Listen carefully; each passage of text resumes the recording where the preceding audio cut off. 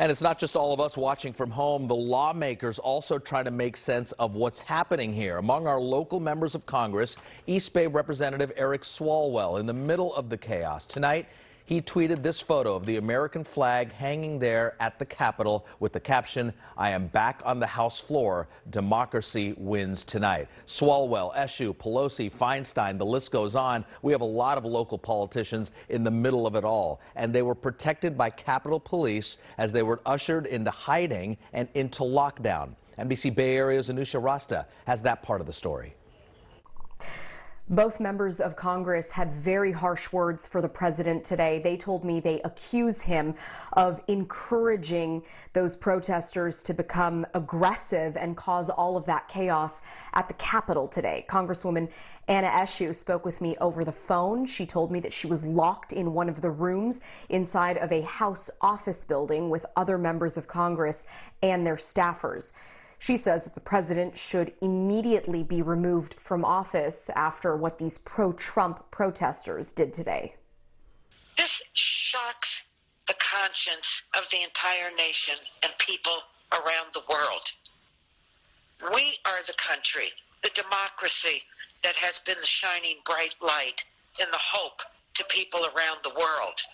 Make no mistake about this, this was an attempted coup for government. The Capitol of the United States of America was breached by a mob who were incited by the President of the United States.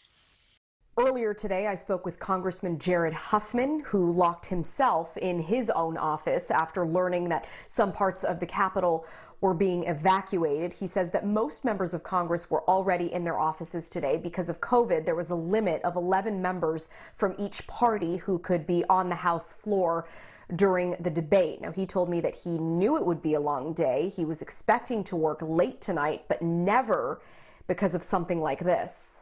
Nobody expected it to take this kind of a turn, and that's because as we got started, down the street at the other end of Pennsylvania Avenue, Donald Trump and Rudy Giuliani and others were whipping this crowd into a frenzy.